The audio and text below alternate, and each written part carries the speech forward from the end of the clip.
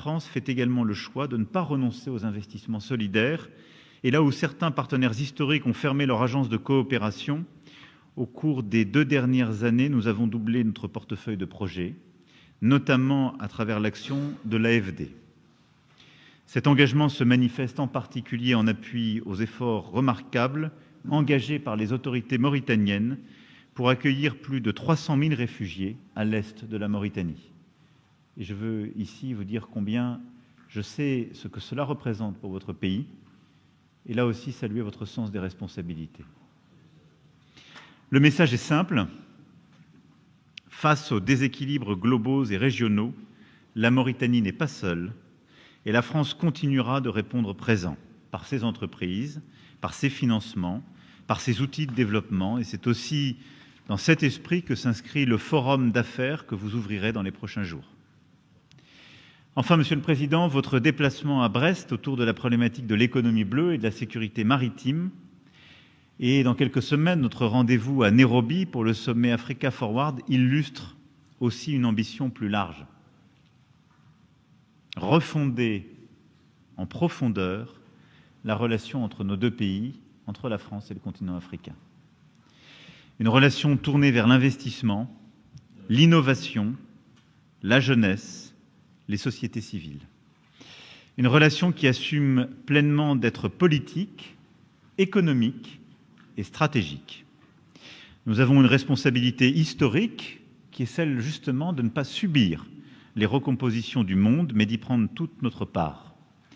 Nos 2 pays entendent le faire ensemble, et toutes ces dernières années, nous avons appris à nous connaître. J'ai vu la détermination de votre action, le courage dans les moments les plus difficiles, et je suis très fier de pouvoir vous accueillir aujourd'hui pour cette visite d'État avec Madame la Première Dame, avec vos ministres et votre délégation. Mon cher ami, Monsieur le Président. Monsieur le Président, merci pour votre confiance, pour l'amitié que vous portez à la France et pour ces pages nouvelles que nous sommes en train d'écrire. Merci beaucoup. Merci beaucoup, Monsieur le Président. Tout d'abord, Monsieur le Président, je ne peux pas vous trouver les mots pour vous remercier pour m'avoir adressé cette invitation pour venir en France en visite d'État. En réalité, cette visite, en réponse à cette invitation, témoigne très bien de la qualité, de la densité et de la profondeur des relations entre la Mauritanie et la France. Bien sûr que pour nous, vous et moi, et nos délégations, elles représentent une très grande opportunité qui va nous permettre de donner un nouvel élan à nos liens d'amitié et de coopération en vue de les consolider davantage dans un partenariat bénéfique, mutuellement bénéfique. Je suis donc particulièrement heureux et honoré, Monsieur le Président, de cette visite d'État et je tiens à vous exprimer mes sincères remerciements pour la qualité exceptionnelle de l'accueil qui nous a été réservé. Cette visite illustre de manière éclatante la solidité et de la profondeur de la relation de confiance qui unit durablement la Mauritanie et la France. Notre pays a fait le choix de la constance dans ses partenariats. Et c'est cette constance qui explique la qualité exemplaire de nos relations bilatérales, Monsieur le Président.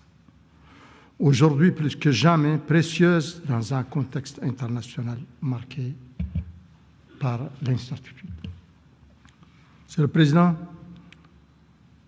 cette rencontre est une occasion importante pour approfondir notre dialogue sur l'ensemble des sujets qui nous préoccupent. L'état et les perspectives de notre coopération, la situation sécuritaire au Sahel et en Afrique de l'Ouest, mais aussi les tensions et crises qui affectent actuellement le monde. Nous nous félicitons du niveau d'excellence de notre coopération qu'atteste notamment une nette amélioration de la coopération avec l'Agence française de développement, l'AFD, dont le portefeuille actuel est de 428 millions d'euros et comprend 42 projets couvrant l'agriculture, l'énergie, l'hydraulique et bien d'autres secteurs. Un niveau important de prêts concessionnels du Trésor qui a atteint environ 80 millions d'euros.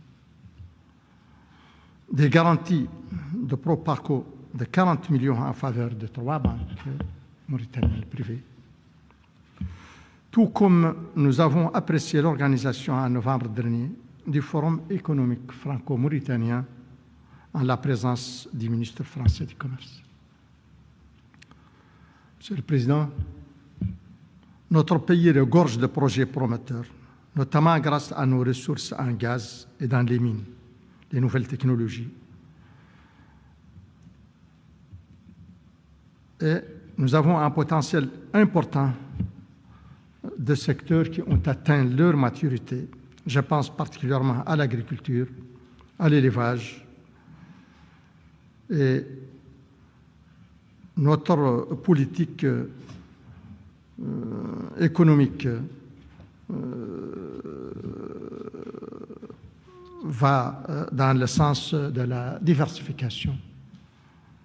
Je tiens donc à vous exprimer ici, Monsieur le Président, notre attachement et notre ferme engagement à renforcer notre partenariat stratégique.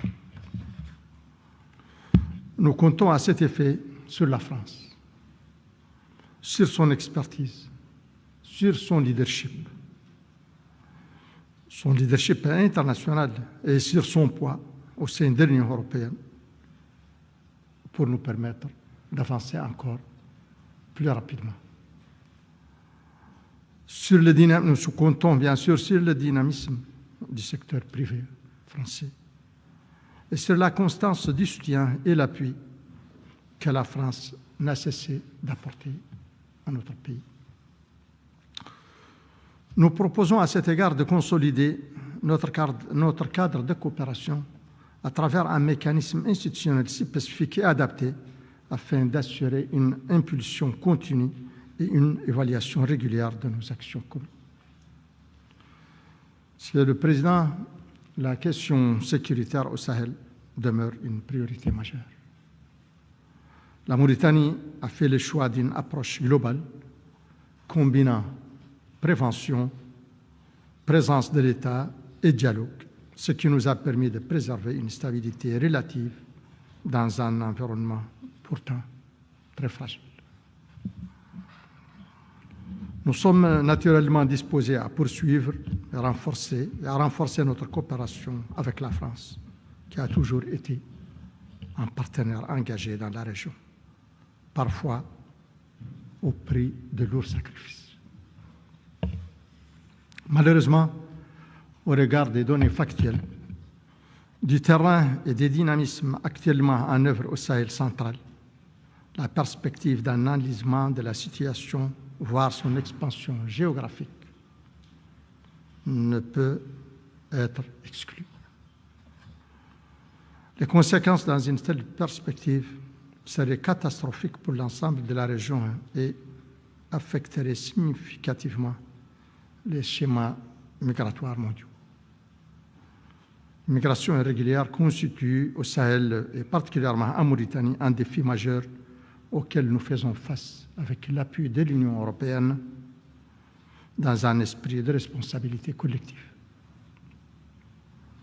La pression qu'exerce ce phénomène sur notre pays est fortement disproportionnée au regard de ses limites démographiques et économiques, ainsi que l'étendue de son territoire. Monsieur le Président, nous sommes confrontés à un contexte international particulièrement instable, comme vous venez de le dire. Les tensions marquées par la multiplication des crises, les tensions géopolitiques et les perturbations économiques, notamment liées aux conséquences de la situation au Moyen-Orient.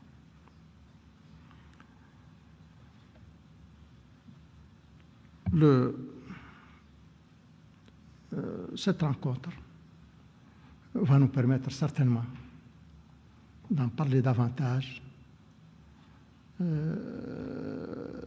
parce que nous considérons que les rencontres et les concertations dans un monde aussi incertain, les rencontres entre pays amis ne sont pas seulement souhaitables, elles sont indispensables. Donc, je me réjouis aujourd'hui que celle-ci en sera une, justement, pour parler de ce contexte qui est effectivement tel qu'il est. Je ne peux pas le qualifier encore que ça.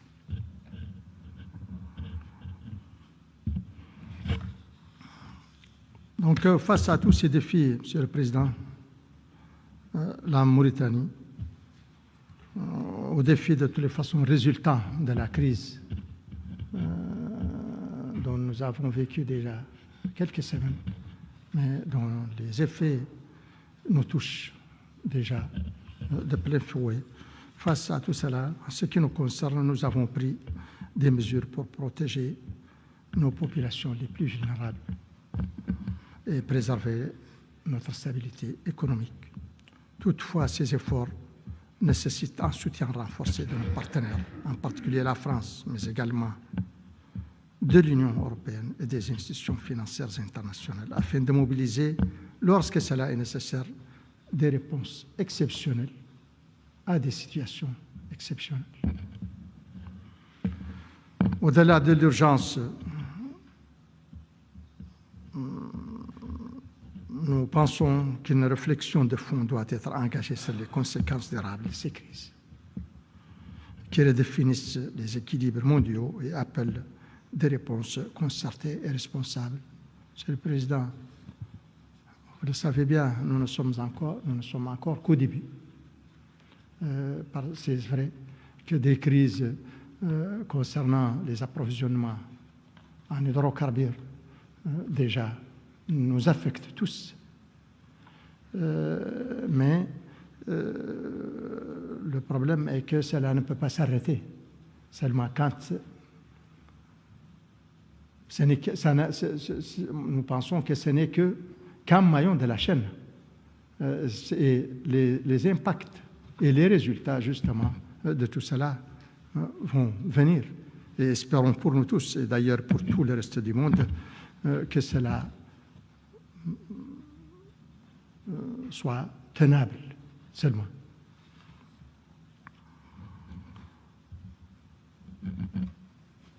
La Mauritanie, dans ce cadre, reste fidèle, Monsieur le Président, au respect du multilatéralisme, du droit international, et reste fidèle à l'esprit du règlement pacifique des différends. Nous considérons que sans règles communes, le monde risque de basculer dans l'instabilité et l'injustice. Dans ce contexte, nous sommes convaincus que la France et l'Europe, grâce à votre leadership, Monsieur le Président, et votre attachement au multilatéralisme et au respect du droit international, ont un rôle essentiel à jouer pour promouvoir un ordre international plus équilibré, plus juste et plus stable. Je vous remercie. Merci, Président. Merci beaucoup, Mesdames et Messieurs.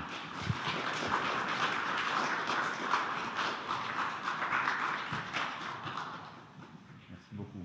On va travailler.